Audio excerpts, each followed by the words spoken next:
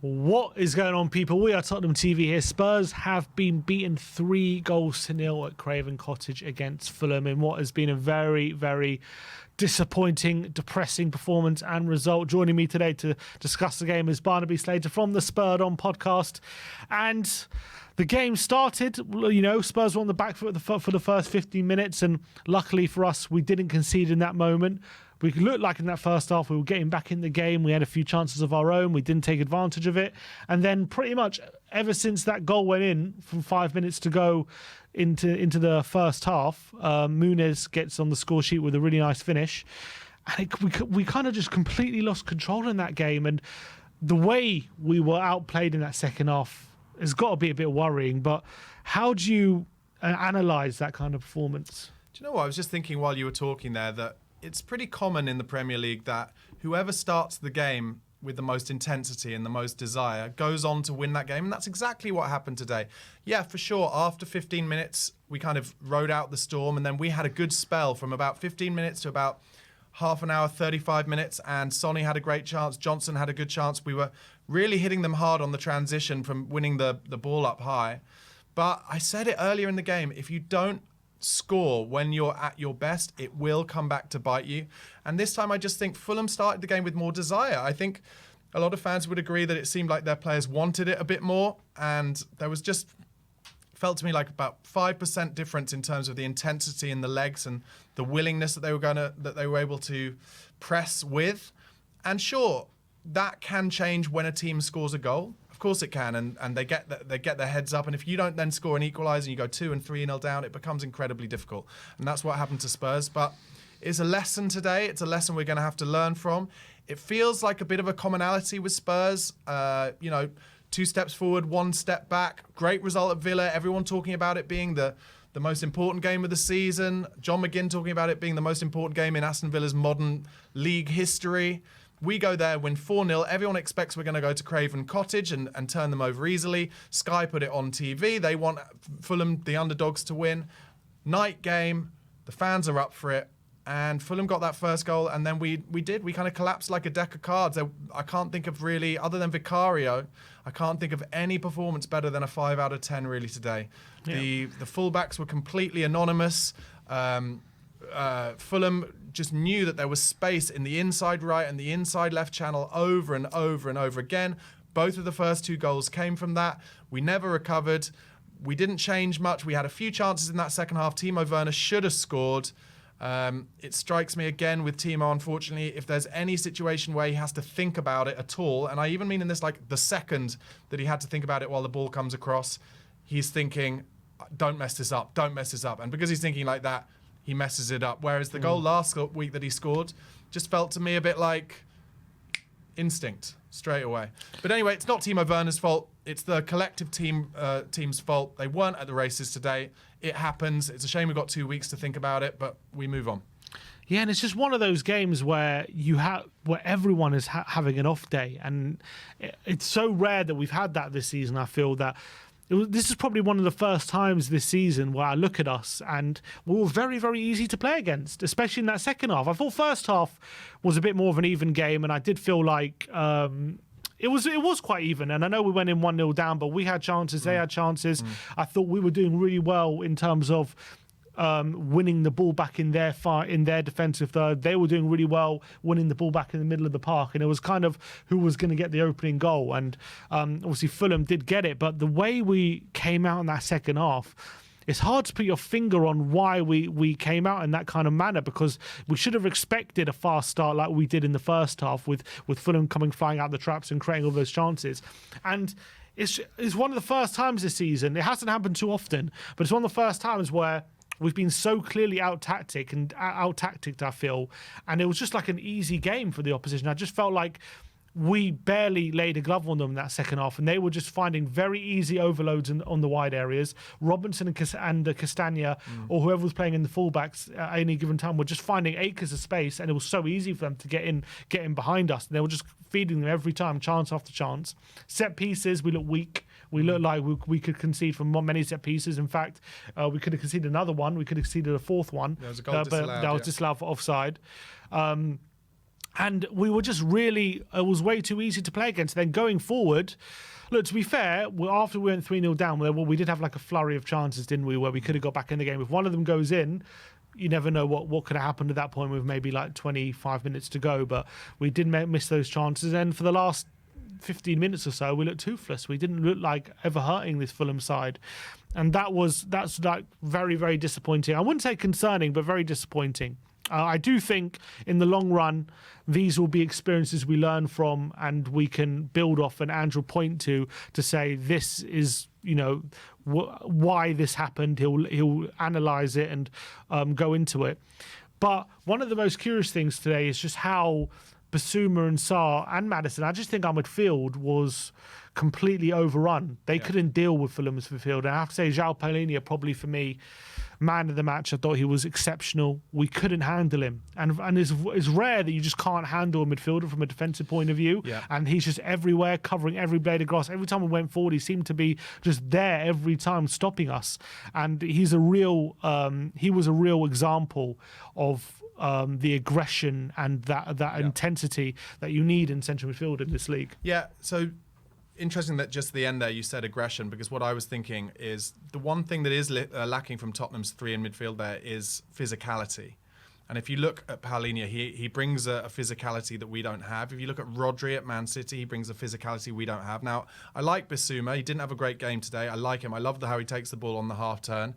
But when you're facing somebody in the opposition midfield who does put their foot in every time and does tell you that he's there every time, and as well is brilliant positionally, then yeah, it did seem like we were a little bit overrun. I mean, talking about, you mentioned there, why we were unable to start well in the second half or whatever. The reality is, and I mentioned it in the watch along, the game is about moments, and they were more clinical. And the two worst times to score, arguably, just before half time, just after half time, killed us, absolutely killed us. And I think the players didn't, for the first time maybe this season, because even in that Brighton game where we were 4-0 down, we still managed to score a couple of goals and really put the pressure on them.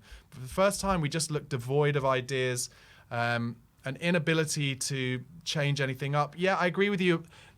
If Werner, you mentioned earlier, if Werner had maybe scored that goal, then momentum changes a bit. Maybe they get a little bit frightened, and Fulham get a little bit worried and sit back a bit more. But they were just popping it around second half. They really made us look very average and playing around like Brazil at times. The fans were olaying it and we couldn't get near them. And yeah, I agree with you. It's not concerning long term for me, but I think Ange, he'll make the players watch that in a debrief, and I think he'll be just like, you've got to ask yourself, are you willing? You've got to be willing to put in the same effort at 3-0 as you did at 0-0, and if you don't, I'll find players who will.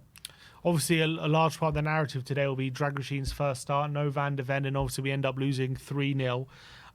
For me personally, I actually thought, like, in terms of our team in general, he was probably one of our better players in general. Obviously, I don't think he had a great game, especially in that second half. I did think he was having a really good first half performance, and albeit there were some loose passes from him that went straight out of play. But what did you take out of his first start for Spurs? Yeah, I don't disagree with you. I think what it really does do, not that this needed to happen, but it the stock rises of Mickey van der Ven once again, because the record of Spurs while he's been on the pitch, I think, is pretty unbelievable. And I think there are things that Mickey van der Ven does away from the obvious things that maybe we missed today. But the obvious things are, of course, anything that goes over him behind, even if it bounces, he generally gets back and wins. Whereas there's probably things where he's more on the front foot, blocking some of the passes coming into the strikers and coming into the forward line that maybe we missed a bit today. But no, I think, like, specifically, do I think Dragoshin had a bad game? No, I don't. I don't actually blame him for any of those goals. But, to all of those people who have been in the comments week after week and on Twitter week after week, Dragoshin should play just because he's a new signing. He needs time to acclimatise. It's an outlier rather than a rule or a commonality that Mickey van der Ven has been so good straight away coming into the Premier League.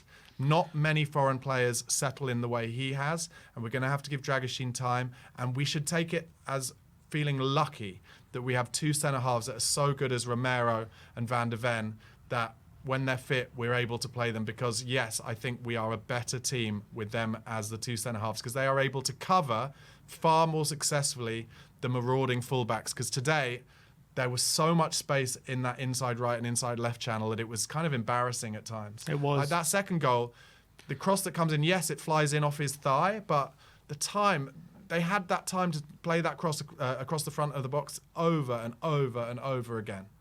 Yeah, and like the third goal, like Bassi has time to take a touch, turn in the penalty area, get a shot off, and then, Dragoshin unfortunately didn't react quick enough to Muniz, and obviously he was able to tap it home. Sorry to interrupt. Can I say about that, actually? I think this is one area where I would question Ange a little bit. He's made a bit of a rod for his own back by saying, I have no interest in employing specific set-piece coaches.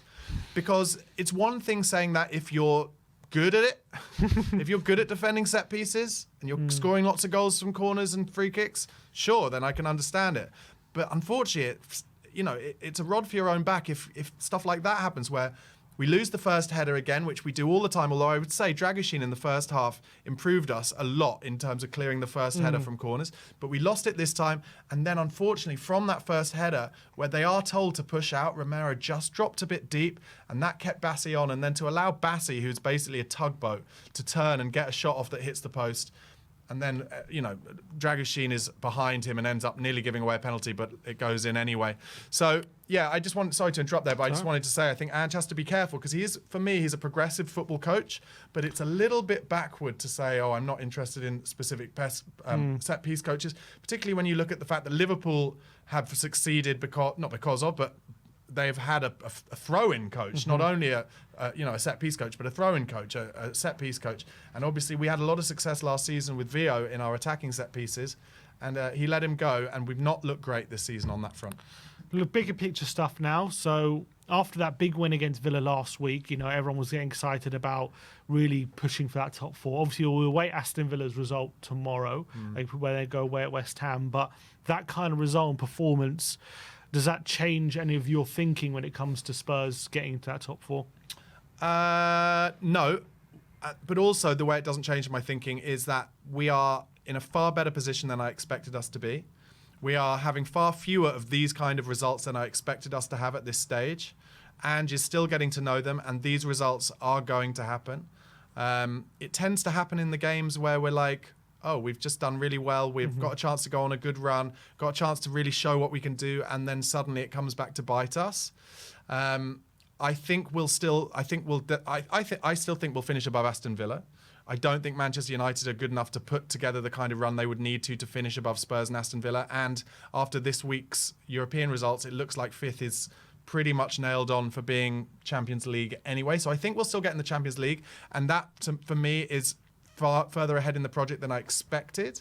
That will put pressure on us, though, if it happens, to really put more depth in this squad and to allow Ange to get the players in with the attributes that he wants. He came out only a week or two ago saying, he doesn't want to spend 100 million on one player. Well, that'll suit Daniel Levy because he won't want him to either.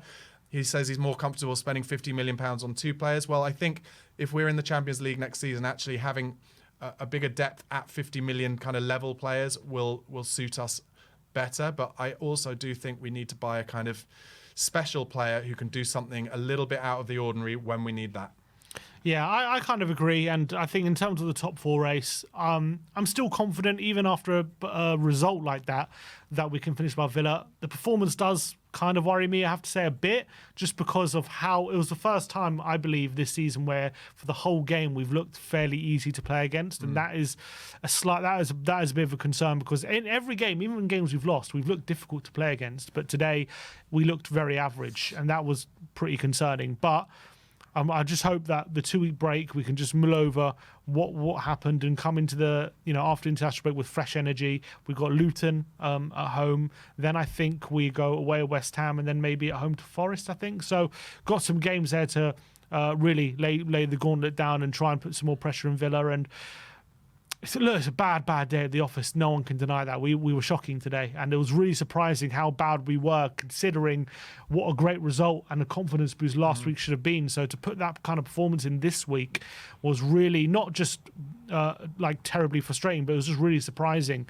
Didn't expect that after last week. So that is got to be something that Ange's got to think about. But I still think we're on the right path, and I think even today, if things could have gone a different way, if certain things would have changed. Madison, you know, or if we would have gone 1-0 up in that first half instead of 1-0 down, if Werner maybe scored at that chance, maybe things would have turned out differently.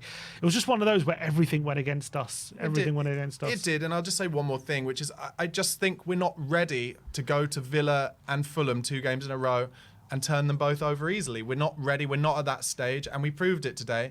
And it might end up being, you know, I'm pretty glass half full. It might end up being one of the best things that happens to us, because they clearly came into the game today thinking, oh, we just turned over Villa 4-0 away. We're going to turn these over easy, and you know they got their asses spanked, frankly. All right, well, that is it for your post-match, instant match reaction. If you're liking what Barnaby has got to say, go and check him out on the Spurred On podcast. His link is in the title of this video, so go check him out.